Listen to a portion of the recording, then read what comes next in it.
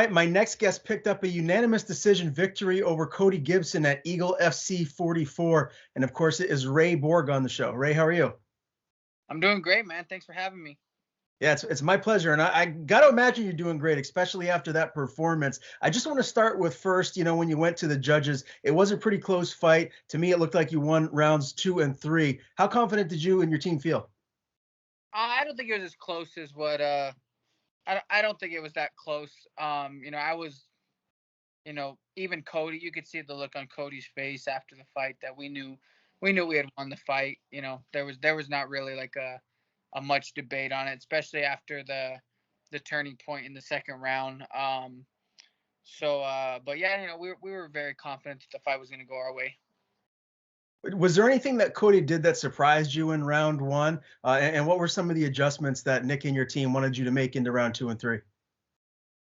There wasn't like too much that surprised me. The biggest thing that the adjustment that was made is that I was trying to they had to remind me and hey, let's pump the brakes. You're trying too hard just to be in a brawl and in a dog fight with this guy, and so then I'm completely throwing out everything that we had worked and stuff just because I was just trying to get my hands on him and stuff. But I guess the only thing that surprised me with him is we knew he was long. We knew he was going to try and stick that jab, but he had a lot of moments where he went from being like real at range to being like kind of like in that short distance. So like he was able to like somehow keep a good distance and good range, but also play that like short game and play on the inside. So that was a little bit surprising. That took some adjusting. All right, let's talk about the moment in round 2 where everything definitely turned. You landed a shot, you landed that big spinning kick. You were ultimately able to reverse position, and your grappling just dominated the remainder of the fight pretty much. How gratifying was that to know that you were able to kind of sway how the momentum was going and just really turn it into your favor? It's something that I kind of knew. I knew from the get. I mean, I'm a dog, man. Like, none of that bothered me. Like, I was watching, I was rewatching the fight, and I was listening to like what they were saying and things like that. And it wasn't surprising to me at all. It wasn't anything like, it obviously had felt good, to know that I do have that seasoned ability. I guess is the cool thing about it is it kind of showed that like I'm seasoned, and it's okay for me to like I have the ability to like come back from a lackluster first round and turn it around and completely you know turn the tide of the fight. But yeah, it felt pretty good to know that I can do that. I mean, I feel like at this stage in your career too, you're still a young guy, but this has to be a signature win for yourself to beat a former, UFC veteran like Cody and do it handily like you did. What does this win and your performance say about where you're at right now in your career?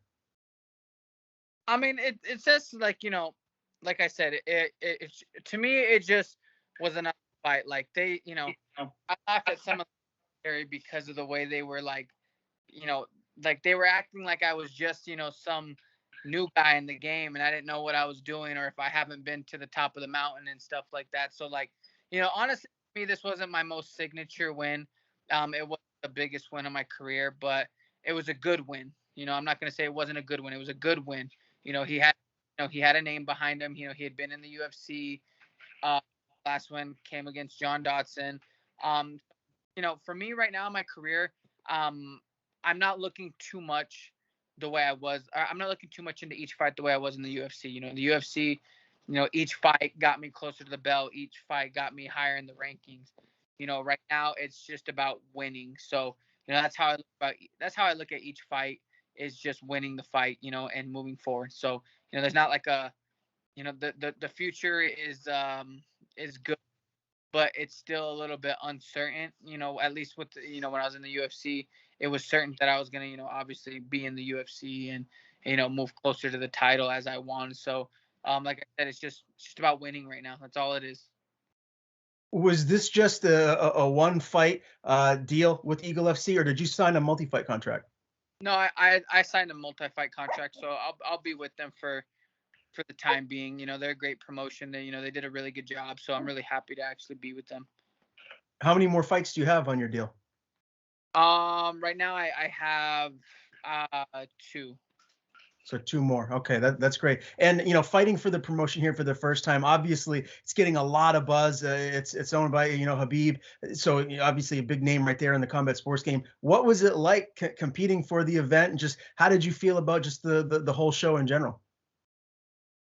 That's one thing I actually kind of forgot, is that because it was a show by Khabib, it was gonna get a lot of buzz. It was gonna get like a lot of attention because it's Khabib. So like I said, I'm in a different spot mentally right now, to as far as fighting goes. So like, I think normally I would be like, oh wow, this is Khabib's show. This is cool. This is badass. But really, I'm just so tunnel vision, all about winning right now, that I kind of looked past it for a minute. And then as soon as we got there, we realized like, oh, this is a legit show. They're running it super legit. It's super well organized. And it's a plus that it's Khabib's show. So it was really cool to the event was awesome. The venue was awesome. The production was awesome. So it's cool to be a part of it. Did you get a chance to talk to Habib at all during the night? Yeah, I talked to him a little bit after the fight. He congratulated me, told me that it was a great fight, and well, just about it. Man, a few words. Very good. Well, a lot of people are saying that, Eagle FC, they could be a promotion that could potentially rival the UFC or Bellator. Like, how do you feel about their chances? And, how long do you feel like they need to be, running events like this most recent one in order to get to that point? I agree, man. I agree. I think the biggest thing with trying to compete with the UFC, trying to compete with Bellator is, the support, the financial backing, and things like that. And I definitely think that they have that. I don't know what goes on in the background and things like that, but from what I know, from what I hear, they have that type of backing. They have the following. They have the support. Fans are excited about it. Fans are excited about something new. Fans are excited about an organization that's not the UFC and that's not tour. And the big plus side of it is that Khabib is a man for the fighters. So because of that, uh, I think it's gonna mold into a really cool production. Without getting into specifics, I don't want to pry into your pay, but the pay comparable to what the UFC hands out to the fighters? It is. I will say it is very, very, very comparable to what the UFC is doing. I don't think. I mean, I know Bellator pays their like higher end fighters good money, but aside from Bellator and the UFC, I can guarantee there's nobody out there that's gonna pay as good as EFC. All right, I love hearing that. Let's talk about the fight that was supposed to happen prior to this. You were going to be facing Vinicius de Oliveira. That fight was canceled. Obviously, you tested positive for COVID.